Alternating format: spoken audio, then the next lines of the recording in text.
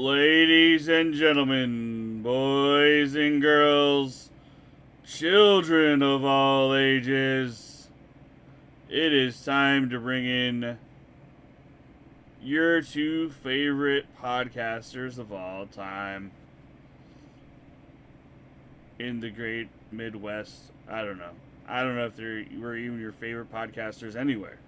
But let's bring both of ourselves. I like the boastful claim though. There's this guy I follow workouts on YouTube. His name's Bully Juice. He always intros himself as, "It's me, Bully Juice, your favorite physical trainer." Okay, we are back, guys. We had technical difficulties. We were muted on the last episode that we were actually recording, but we are live now, unmuted, and we are here, ladies and gentlemen, to talk about the Nun II, talk about our lives real quick, talk about anything really going on in our neck of the woods, and get us set up for our episode in 2 weeks as well, as we already have a movie chosen, which we'll be talking about later as well. So let's get into it real quick, guys. Nakattack, what's going on? Good to have you here, and everyone else who's viewing. Hope you guys are all doing well. So Nakattack, what is going on in your neck of the woods? What is happening in Nakattack's life? What you've been up to?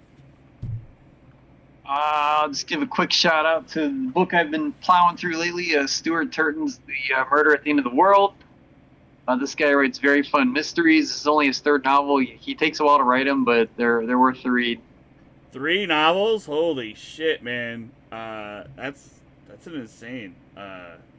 That he's that It's good. on. They're all on Hoopla for anybody to check out. And I highly recommend if you're in the mood for a mystery. They're really fun. That's insane. It's only his third mystery, third book, and he's really that good. You mentioned to me briefly off air that he kind of reminds you of Christopher Nolan. Why is that? Just the way the way he structures stories and kind of introduces plot twists. Very Nolan-esque. All right, that's if Nolan would adapt one of his novels, it would be so amazing. That seems like it would be a lot of fun to read, so I may have to check it out. I mean, I'm looking for new stuff to read. I haven't read a book in a couple months now, but my last book I read was ODB's autobiography, which hopefully I can still get an interview with her sometime soon. I know she's been busy with her food truck. She's a former wrestler for TNA. It's on my head. Oh, no. She has something in his eye. Okay, you okay now? Yeah, it just started itching. I was like, what's going on? I think we're getting upset at each other for stupid things that we've done. Like this. With the whole... Goddamn Sinclair allergies. Yeah. Well, we are here, and I've been alright. I went to the Rick Mobile and Morty Mobile, saw the anime. My aunt died 2 weeks ago, so my family's been kind of, messed up, crying and sad a little bit for a little bit of time. My wife's been alright. She's getting better, trying to. She's, in a facility down the road from our apartment, and definitely getting better, having her bad days right now, kind of, sick, vomiting and all that, but we're working hard to get her better, and hopefully soon enough she'll be back gung-ho and ready to, kick ass and take names like she always does. We also are looking to maybe in the near future move back home, because just life is getting chaotic back home, that we need to be home for, because my mom and dad are getting up there in age, and they just need our help a little bit as more as we need their help as well, since we are 3,000 miles away, and it's just nuts. I mean, work is all right, but it's just we don't have a central. Oh my God! I believe in Joe Hendry. 10 biddies, some dirty casual. We got 10 biddies during the podcast. We get paid. Dirty Casuals dropping biddies. Come on, do a little dance, Nick. Do a biddy dance. I believe in Joe Hendry. Yeah, that's our first bits in a long time during the podcast, and we actually have the alerts going now. So, Dirty Casual, thanks for those bits. I know you've been taking a nap because you were doing a stream earlier today. But we got the biddy alert going, and Joe Hendry is now on NXT. Still in TNA. TNA's doing tapings in Florida this weekend. But yeah, been watching wrestling and not watching wrestling. Just been reading a lot about it. So anyone who's watching this, that's what the alert was for. Dirty Casual dropped 10 bits in the chat. Thank you, Dirty, for those bits. Did not expect those. But yeah, so we've been doing that. The anime for Rick and Morty was great. The new episode, the actual premiere of the season of how they're doing this anime is coming out on the 15th of this month. So 13 days from now, you guys can watch it. Unless the Rick Mobile is coming to your town. Also, we got this little prize from the thing. It's a little green statue. I'm not opening it up because I think it may be valuable in the long run, maybe. Kind of like exclusive thing because you could only get it from the stops when the Rick and Morty mobile comes to your town. So, yeah, got that. Anything else? Not really. The anime, Nakattack, you will enjoy, I think. It's a anime version of the show, but also a different universe. Like, it's the same universe, but is part of the multiverse of which Rick and Morty runs on. Because there's so many Ricks in different universes. So this is a different take of a different Rick. Like, it's not Rick C137, but it's different takes. It's a different viewpoint. So it should be interesting. Some new characters have joined the fray in the universe, and it should be interesting.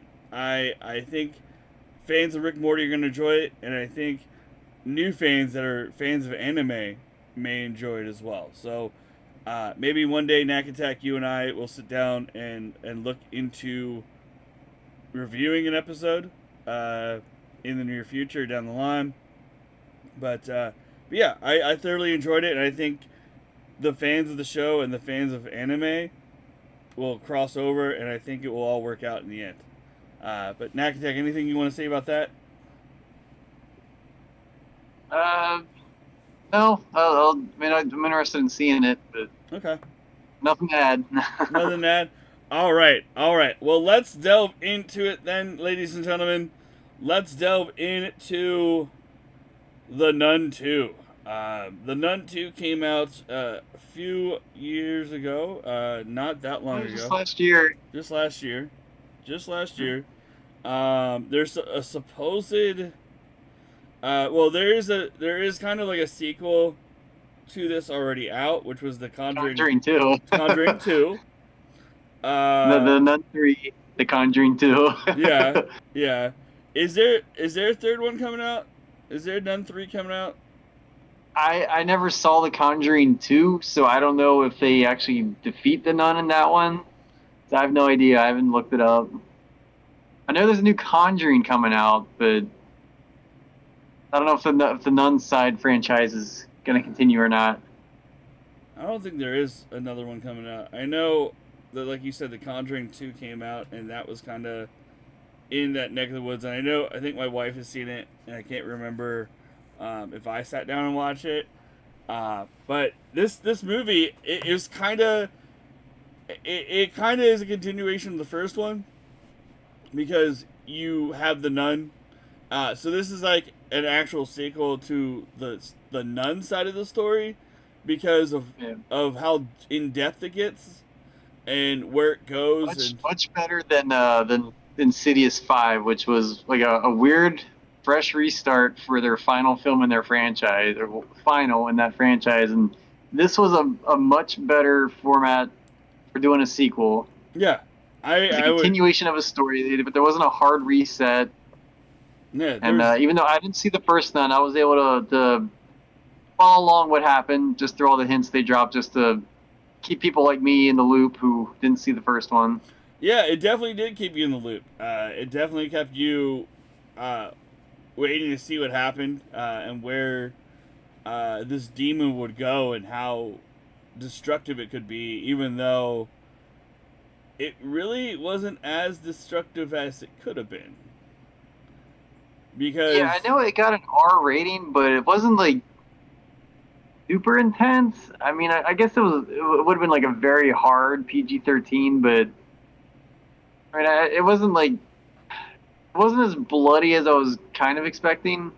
yeah, it That's not wasn't. to say some of the deaths weren't intense, but yeah, I was a little surprised they got the R rating. Well, I think the most intense one, the most intense death was the first death. Yeah, that opening was pretty good. And we can kind of spoil it because it's the beginning of the movie, and it's just a semi important, semi non important because it leads up to where another character dies. But that priest burning was pretty like intense, and then the nun goes after the kid. Uh, that was kind of interesting to see. Um, but go ahead, Nakattack. I don't know what else to say because I don't know if we really want to spoil it. I don't want to spoil it too much because it's fairly new yet, but the opening scene's fine. But yeah, it was good, a good setup and a nice payoff, and like that's a great way to open up your scary movie. You got like a big shock like that. Yeah, because And I love the final shot of that opening where you saw the shadow of the nun kind of just shrink down into that guy, the guy that was she was kind of carrying as a vessel. That was a neat shot. yeah, that whole end scene with how everything gets like fully enveloped into what they were doing there. Uh, I watched this 2 nights ago, so yes, it's fresh on my mind. Um, so the whole thing with like how they end it, it was like the big cloud that she was in, the nun, and then like how it was like kind of like how it was like a Ghostbusters thing, kind of where the ghost was like so big, and it was like you know what I'm talking about, how like in the I was like, oh, like I don't know, big cloud of blackness, and the nun is just like the eyeballs and stuff, and it's like it was intense. It was like the whole premise of the movie, like how like why the nun was still there, and It was a nice visual representation of the nun's power, especially at the beginning of the film. yeah, and the nun was powerful for a hot second, like, and then like how it changed some things and brought some things to life, like the the glass, how they brought that animal to life, which was intense. How it got out of the stained glass You're window. skipping all over the place again, Well, man. I know, but I don't know what else to say. Like I'm trying to think, like with this being semi new and only being out for less than a year. I mean, you don't want to spoil it, but I kind of did with. I know we can just talk about some of the technical stuff. I mean, we can definitely compare this to Insidious 5, which I mean, this was like leaps and bounds better, and like the script, the way it was shot, the pacing, the storytelling, the fact that this story actually was building and leading to something. Yeah. Whereas Insidious Chapter 5 was just like a big wet fart. Yeah, it was a big wet fart. It was like, where did the red door want to go? I mean, honestly, it brought back to life like a character from another movie, and it was kind of like, okay, it's based on this family, but like, where is it gonna go after the red door is destroyed? I mean, Yeah. honestly, And again, the characters had no memory of any of it, so the stakes for them were like nil. Whereas here, Sister Irene already faced this thing, and she's terrified to go back in, but she knows she has to. yeah, she has There's to already because like she's right like from the get go, there's stakes. she's like the most powerful nun that could defeat this thing. Like, and to have her kind of like her best friend, kind of, I don't know if you want to call her best friend, but like another nun that kind of lived through it as well and wanted to help her come through. And then Did she though? Honestly, I didn't really like that other nun character just because she felt like someone from the modern age. I don't know. She just wasn't acting like someone from that time period like everyone else was. She just kind of stuck out like a sore thumb. yeah, to a point. I mean, but I think it's maybe because she was supposed to be American or something. yeah. Yeah, true, but like she wasn't American.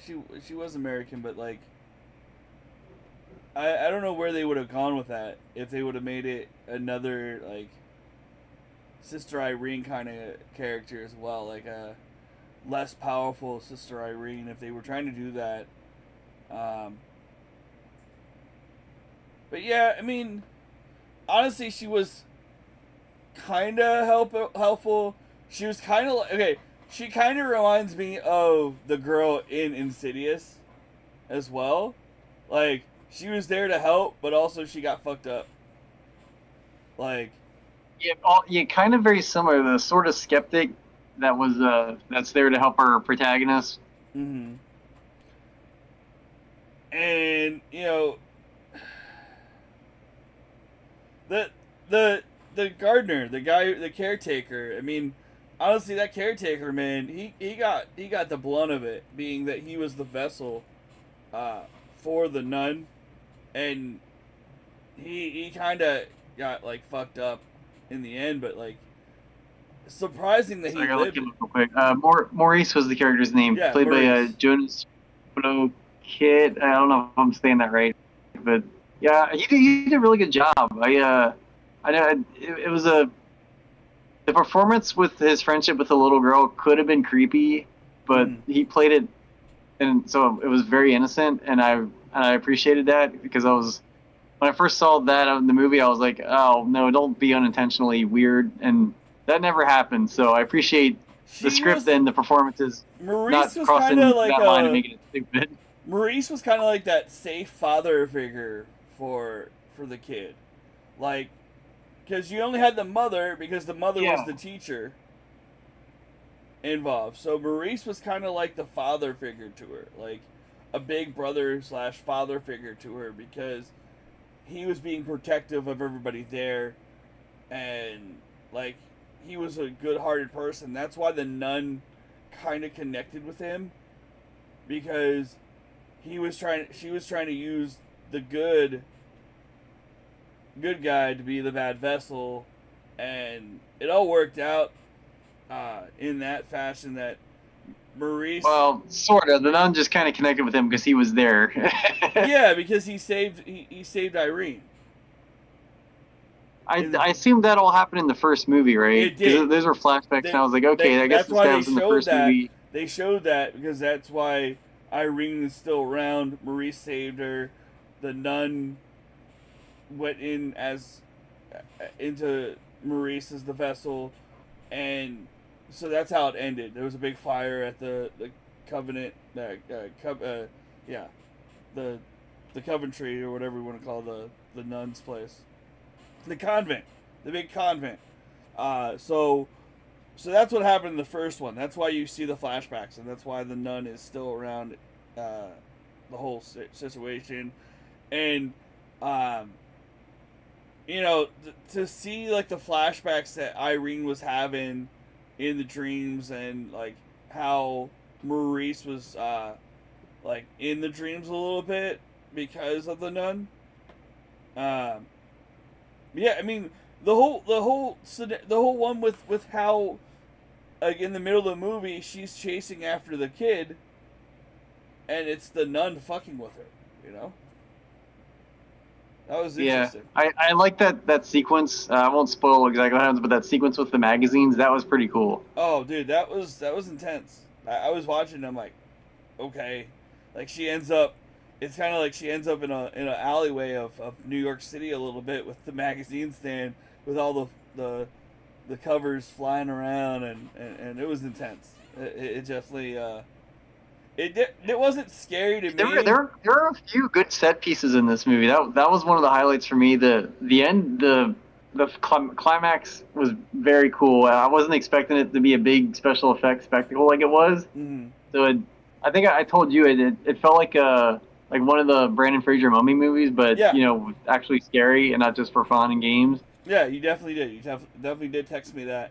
I was like, okay, I still haven't watched it. I need to watch it. At that time when you texted me, I was like, okay, Nakattack, thanks for telling me these things. Like, I'm going to prepare myself.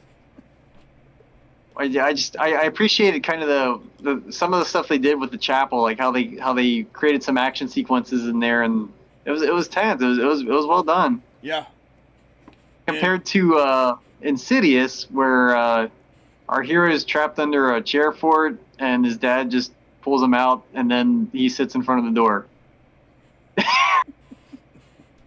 Very true. Very true, Nakattack. And you know what? I'm going to do something right now. I'm going to bring it up here. I'm going to bring up the trailer for the Nun II. So let me do that right now.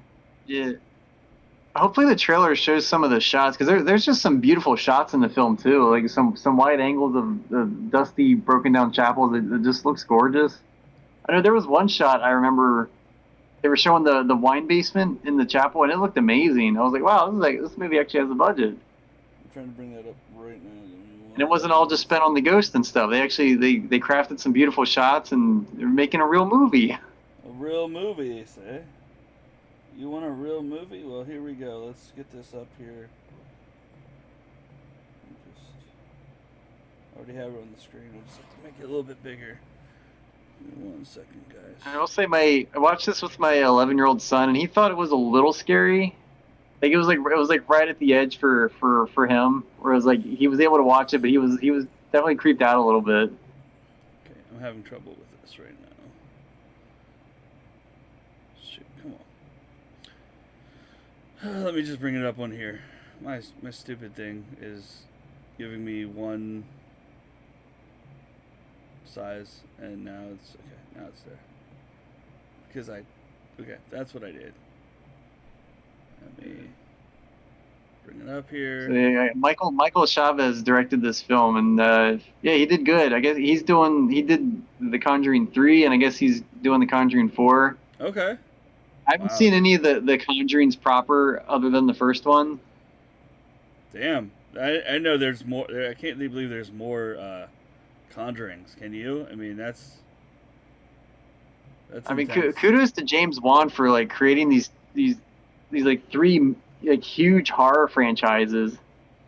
I mean, that guy's got to be like rolling in dough just from the residuals from the Saw films, Insidious, this.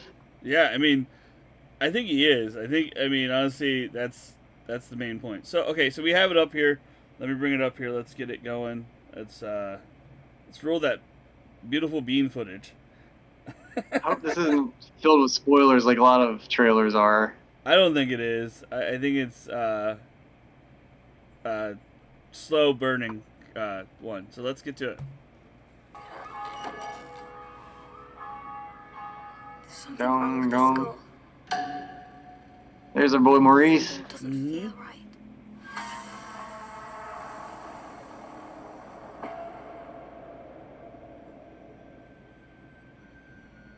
Sophie, Oh, like the old WB logo. It's cool. I think there's something here that's not meant to be. Yeah, see some of them well-crafted shots.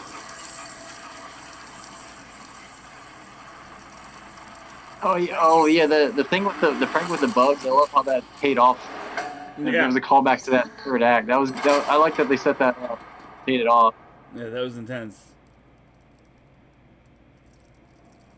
This is the spoiler of that one. This is basically that sequence right here. What did she do? She's standing there.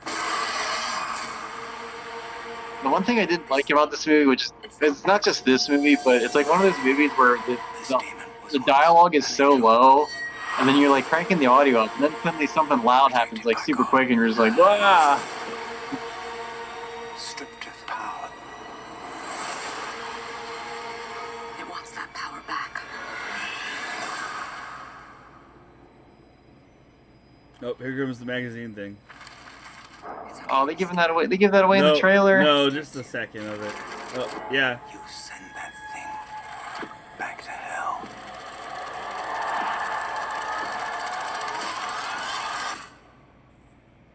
Yeah, they do. That's not too bad. They didn't really give away too much. Yeah. Wait for it. Wait for it. There Yeah. it is. All right, so there you go, guys. It's available now. It's out now, as of course we know. We watched it. Came out almost a year ago. Yeah, well, yeah, September. It's a great movie. I would suggest, like, honestly, we watched this out of order because of the whole thing we're doing for the summer of sequels. But like I would agree with you. Like, this was a more solid, well put together movie than the Insidious movie that we watched last. Just because it just seems like it's one of those things where it's more put together as a solid flick. Yeah. Like, there's no plot holes. This didn't feel like a cash grab where it was like, well, we got to make another Insidious movie because the fourth one made money. No, this was definitely a well put together sequel, and with the characters that they have in the movies that they had left from the first one, they could do with this, and it made more sense instead of it made way more sense than it Red could have Door. been. Yeah, the Red Door was just like, okay, like I thought the Red Door was the dad's heart, and the kid wasn't letting the dad. Oh, the kid wasn't letting the dad into his heart. You know, the love of a father and all that. Well, But see, that actually would have been an interesting thematic element to it, but they didn't do that. it wasn't though. It wasn't. It was just a It door. was basically just, hey, a red door's kind of cool. Let's just put that in. A door with some creature behind it, which I don't know. It could have been the creature from the first movie. Yeah, who knows? I don't know. I haven't really seen all the movies of the Insidious franchise, but the Nun Nun 2 was a solid movie. I would consider it, one of the better movies we've chosen to watch over the past couple months of this sequel catastrophe that we're doing, which is awesome. I love the idea because I knew it was going to be like, oh, we're going to watch some shitty movies. I know we are, and we have, and it's what makes this show great. Like, we don't always watch the A+ movies, because why do we want to just sit there and say, okay, this movie's so great, we loved it, everybody loves it, it's a top 10 movie of all the time. caveat with this one is too, like, the rule for this is one of us hasn't seen one of the movies we're picking, so sometimes, like, this was a blind one for me anyway, because I think you saw none. I haven't seen anything other than the first Conjuring, so, like, we never know, especially this summer when we're doing these sequels, like, is this one going to be good or not? Yeah, we don't even know our plan for next summer, but you know it's going to be interesting, because honestly, last summer was the summer of Saw. This summer sequels. Next year, I keep coming up with these silly gimmicks for our summertime. well, I came up with the summer. Did we come up with the summer of Saw together? I think it was a kind of a mutual. That was kind of a collab. That one for sure. Yeah. This one was yours, though. This one was all yours. And our next movie for the next episode is going to be interesting too, because it definitely is a different style of movie that we haven't watched on the show yet. We've both seen definite palate cleanser from all these horror films too. Yeah, and so Nakattack picked this one, and then I'm going to probably pick the last one of the summer, because we have like 2 weeks left of summer. Wouldn't you agree? Like this week, this episode and the following one's gonna be the last one. Yeah, and August. school's starting. Sorry, kids. Yeah, so we'll go back to our regular scheduled program of random ass shit that we want to watch. But so Nakattack, let's wrap this up here with our ranking of or rating of the Nun II, and then announce our next movie and whatever else we want to say. Do we have somebody? No. Hey, Wikizi, what's going on? Thanks for coming in on the chat. We're talking about the Nun II. If you have any input of the movie, let us know in the chat. But yeah, so that's what we're doing here. We talk about movies, life, and a lot of other stuff. For anyone out there who's a wrestling fan, tomorrow night is SummerSlam, so you can watch that on Peacock. Oh, that's early this year. Yeah, it is early. It is way early. That's usually always been like around end of August. Yeah. Wally says, I haven't watched Nun 2, but I did watch Bark 2. And it was a lot of barking. Okay, Wally, thanks for your input. We don't watch the Bark 2. We don't even know what that movie is about. Is it all dogs barking? I don't know. I love you, though. It was Bark TOO, or Bark is somehow a boxer this time around for some reason. Yeah. It's like Air Bud. Yeah. So we watched the Nun 2. Nakattack, what is your rating? What do you think about the movie? It's a solid 3.5 out of 5 for me. The third act kind of knocks a point or two off of it because some of the characters were, I thought some of them should have been swapped. Mm-hmm. Specifically where the mom was in relation to her daughter. Like there should have been more interaction there instead of having the other lady there. But it wasn't a deal breaker. It was a very solid movie. Just a hair too long. I wish they could have shaved 10 minutes off somewhere, but I thoroughly enjoyed it. It makes me want to see the Nun 1 and the Conjuring 2, just to see what other shenanigans the Nun is up to. So, yeah, I recommend it, especially if you like horror. Nun 2 is good. I like how you call these nun shenanigans. I want to see what this nun is up, what shenanigans she's up to. I just love how you put shenanigans in there. It's like, oh, she's gonna Nun-nanigans. Nun-nanigans. Oh, jeez. Shenanigans. There we go. That's what I'm looking for. Shenanigans? Yeah. Shenanigans. Yeah. This is our late night chat. I mean, honestly, late night for Nakattack. It's 10 o'clock over there. He's normally in bed by now. But it is his weekend, and I don't have to go to work till midnight, so that's a good week for us. When I can get off here and go back to sleep for a little bit and then get back up to go to work. So, yeah, honestly, I'd say a 4 out of 5. It was a great movie. I didn't see anything wrong with the length. I kind of thought, like, in the beginning it started off a little slow and then it picked up, but, like, not in the beginning, like, in the... It was never boring. It's just, I just like my movies just to be closer to 90 I think minutes, a lot of the traveling could have been taken out a little bit, like, okay, cool, like, you have to go this place. Let's take us to this place. We know how you got there. You got there by train, plane, or automobile. Like, yeah, they probably could just had a scene. Like, wasn't there a scene on the train? That probably could have been cut. They could have just had a scene of them just popping out of the train once they got there. Yeah, I agree. So 4 out of 5. Not a deal breaker. It's definitely not a deal breaker. I'd definitely watch it again, but just little things. I just wish it was just a hair shorter. Just the little things always bring us down. A little bit. With that said, I am very much looking forward to watching the 2+ hour Furiosa when that comes out. So yeah, we're gonna watch that soon. We're gonna watch Furiosa soon.